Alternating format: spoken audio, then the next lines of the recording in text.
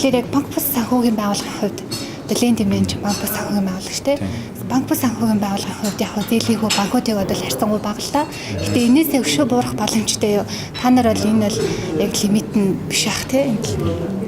За мэдээж яг нөгөө зээлийн хүүгийн хэмжээг ярихын тулд тэгэхээр их усрынхаа одоо их усрын ямар зарлаар хүрч байгаа гэдгийг бас бодох хэрэгтэй. Энэ дээр бол яг нөгөө Монгол улсын өөрөө зээлж их зэрэглэл гаднаас орж ирж байгаа хөрөнгө оруулалтанд бол хөрөнгө оруулалтын зардал дээр бол маш их нөлөөлдөг байж байгаа. Тэгэхээр энэ одоо зээлзэх зэрэглэл маань өөрөө сайн байх тусам бидний гаднаас олж ирж байгаа хөрөнгө оруулалтын зардал маань өөрөө бага орж ирнэ. Тэгэх юм бол компаниуд, банкуд мэдээж энэ дотор асар өндөр өрсөлдөөн явж байгаа болохоор өрсөлдөөндөө баригдаад хүүгээ буулгуулна. Яг зээлийн хүүг бол бүр автоматар хүчээр буулгуулна гэдэг маань нэг талаасаа банкуд өөрт зардал ихтэй, нөгөө талаасаа бас эрсдэлтэй зээлийн бүтээгдэхүүнтэй шууд өөрсдийнхээ зээлийн одоо үйл ажиллагаанаас хасчихна гэсэн үг. Тэгэхээр эргээд яг нэг зээлийн хүртээмж гэдэг зүйл маань ерөөсөй байхгүй болно.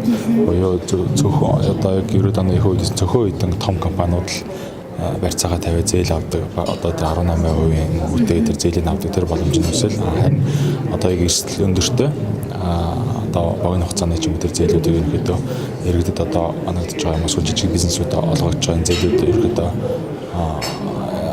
банкнуудын банк усын ерөөдөө үйлчлэгийн зэгсэлтээс хасах тулгуур гэж бодож байна. Тэгэхээр энэ өөрөө эргээд бас эдийн засагт асар их хор нөлөөтэй зүйлтэй. Энийг бол энэ бол хүчээр шийдэхээс илүүтэйгээр яг нэг илүү эдийн засаг илүү өөрөөр нь шилжүүлсэн нөлөө зүгээр болоо гэж бодож байна. Банкд ажилласан. За тэгээ үүний дараа сүүхтэд компанид яг үйлдвэрлэлийн чиглэлээр ажиллаад эхэлсэн. Мэдээж үйлдвэрлэлийн чиглэлээр ажиллаж байгаа компаниуд ямар нэгэн хэмжээний зээлд илгээж таараа. Тэр үед яг таны хувьд өмнө нь банкнд ажиллаж исэн хүн үйлдвэрийн салбарт ороод зээл мэлтэй харьцаад эхэлсэн чинь одоо та зээлийг нөгөө талаас нь харж ин гэсэн үг шүү дээ тий. Тэр үед ямар санагцсан? Одоо яг тэр үед одоо ийм боломж байсан бол тий үйлдвэрлэлүүд ингээ хөгжиж байсан юм биш үү гэдэг ч юм уу.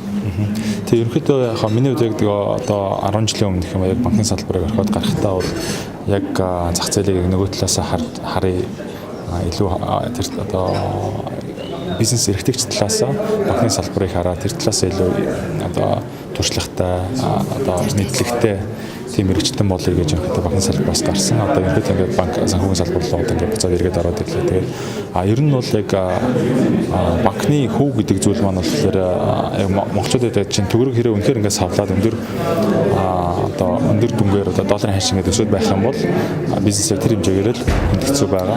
Тэгэхээр яг нөгөө талдаа бас төгрөгийн зээлийн хөв өөрөө магадгүй долларын ханшны өсөлтөөс ба доор байх юм бол магадгүй тэр яг тухайн зээл авсан өөр аяга ашигтай болчих жоохоо компани. Тэгэхээр яг бизнесийн өсөлтөн дээр бол өөрөө доктор гэдэг зүйл маань бол аюул чухал. Тэгэхээр яг банкны зээлийн хүү өөрөө өндөр байснараа үйлдвэр хөгжихгүй байна юм уу? Одоо яг тэр өөрөө их буруу зүйл аа. Монгол банкны хувьд болохоор тэр зээлийн хүүг одоо бага барихаас илүү тэр бодлогын хүүгээ бууруулахтай илүү тэр эдийн засаг руугаа мөнгө урсгалыг илүү оруулахтай чиглэл рүү явуул зүгээр. Мэдээж ингэхдээ илүү яг тэр үйлдвэрлэл одоо хөдөө аж ахуй тий одоо тэр чиглэл рүүгээ зориулсан тийм хөтөлбөрүүдийг юм эсвэл хэрэгжүүлэлт оновчтой юм шиг санагдсан. Унаах болохоор илүү нэг бол яг тэр хөтөлбөр хэрэгжүүлэхээр яг нэг зорилт зах зээл рүүгээ очтгоо. Яг тэр нөгөө зээл болохоор одоо шалгуурууд нарийн тавигддаггүйгээс болоод яг тэр нөгөө мэдээлэл илүү ойрхон байгаа улсууд ингээд тухайн зээлүүдийг авчдгаасаа болоод эргээд нэг эдийн засгт ямар ч нэг хувь нэмрэлт тусуулдаг, тусуулахаас илүү нэг усуулчдаг тийм асуудлууд кейсүүд нэлээд их байсан л та.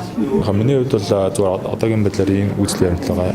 Нийт одоо Монгол улс эдийн засгийн эргэлтийг аваад үзэх юм бол за мөнгөний эргэлт юм бол ерөнхийдөө за улс төр гэдэг маань бол ерөнхийдөө за ер нь бол хувийн хөвшил байгууллагаас орж ирж байгаа орлого тэндээс татвар тий одоо хураамж тэндээс ерөөхдөө үйл ажиллагаагаа явуулж байгаа ерөөхдөө үндсэн 3 чиглэлтэй л уг нь чиглэлийг л одоо хариуцах хэрэгтэй одоо институт гэж хэлж болно шүү дээ.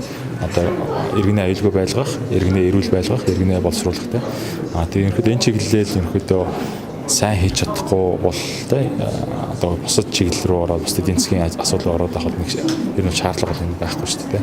Тэгээ ер нь бол тэр талаасаа бол ерөнхийдөө яг улс төрөлтэй бол нэг тийм сайн бол яг үндсэн 3 үргээ бол гүйцэтгэж ерөөсөж чадахгүй байгаа системийн хувьд тоглолттой байгаа. Гэхдээ яг ингээд бодит яг мөнгөний эргэлтээ аваад харах юм бол нөгөө за 30% ерөөдөө татвар хураамжинд өгчөж байгаа. Нөгөө 70% хувийн хвшлийнхэн ямар компанитай хамтарч ажиллах вэ? Ямар компанийг одоо одоо партнераа болох уу те ямар компанитай илүү доктортой харилцаа үүсгэж явах уу гэдэг бүх тэр шийдвэрүүд бол яг бизнесийн төвшин дээрээ гарч байгаа болохоор бизнес бол өөрөө энэ улсын одоо эдийн засгийн хөгжил доктортой байдалд бас ус төрчдөөс багахгүй тийм хувь нэмрээ оруулждаг оролцдог. Тэгэхээр миний хувьд бол карьераа илүү хувийн хөвшилт тал дээр илүү хувийн хөвшлийг илүү сайжруулах тал руугаа ажиллана гэж бодъё. Хувийн хөвшил тэр дундаа банк санхүү ер нь бизнесийн бүх салбарыг хийж байгаа. Энэ бизнесийн салбарыг гэж хэлчихвэл болно.